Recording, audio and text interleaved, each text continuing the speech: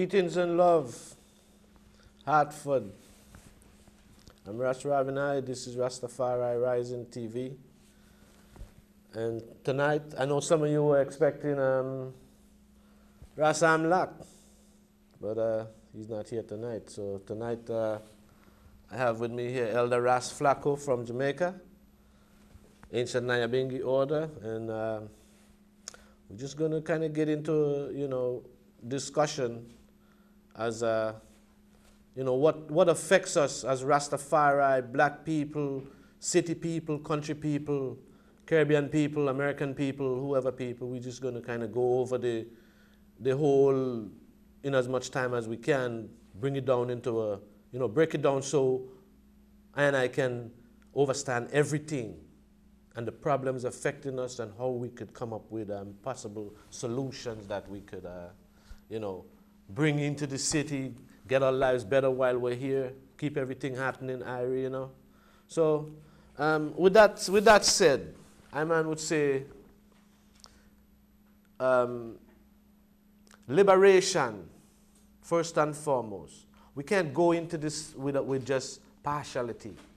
This is total liberation, sovereignty. So, Ras Flacko. Rastafari. Aye. Last year. I know the man.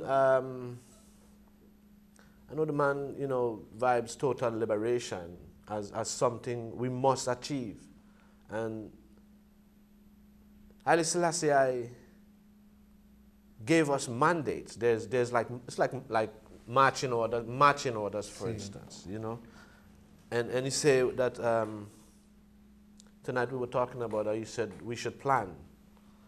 We should have 5-year plans. Give thanks. 12-month reports. We should make plans to see what things we're going to do. So if I could just give a sound on that. What do I feel about Rastafari and some of our work not having 5-year plans when we should have have those that we could work with. Rastafari, give thanks.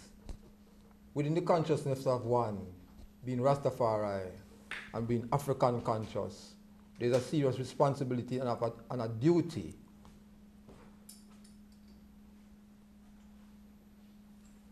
to oneself, one family, global Rastafari in general, and humanity, because that consciousness takes you to a different level historically. And you have also an obligation to the ancestors who have already paved the way for you. So therefore you should have a set plan in the sense of educating yourself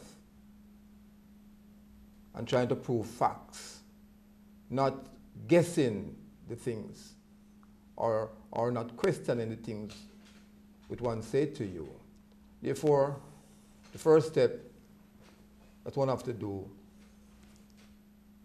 is through education. Could be oral, because in African tradition things are being done orally, but with that oral knowledge, you back it up with facts. And with that facts draw you to a more conscious role within yourself, knowing the historical background that Africans came into what we call now the diaspora.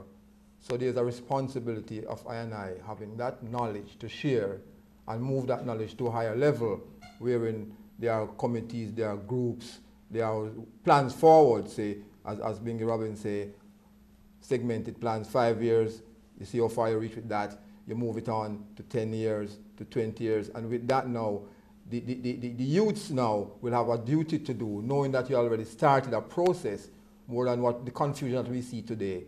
It is serious happening, and this is a serious concern that everyone is trying to do their own thing, don't have a real sense of direction. They are looking for real role models.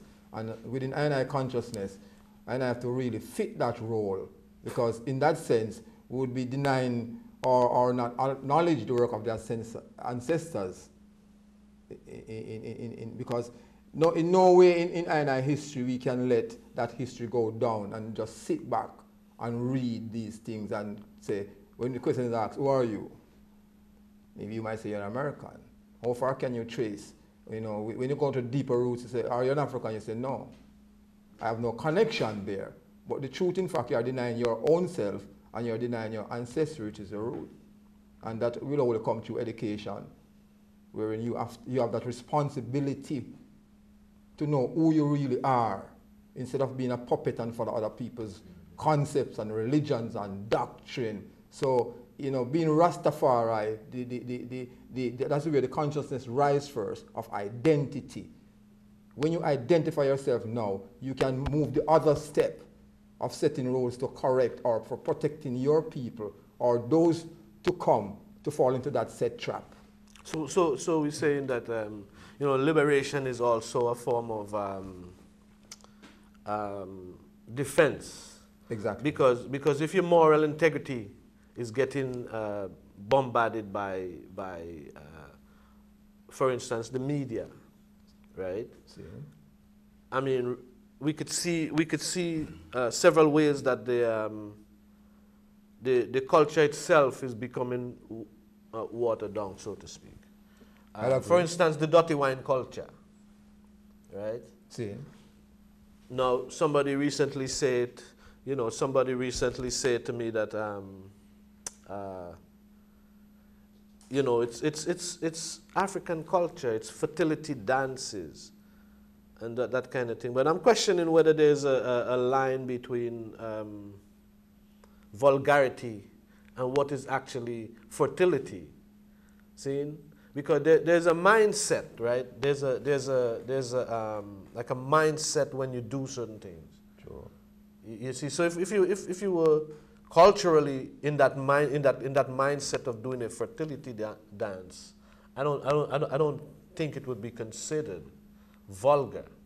But if you were doing it in like how we see it today, it is nothing fertility about that. That's vulgarity, and we see that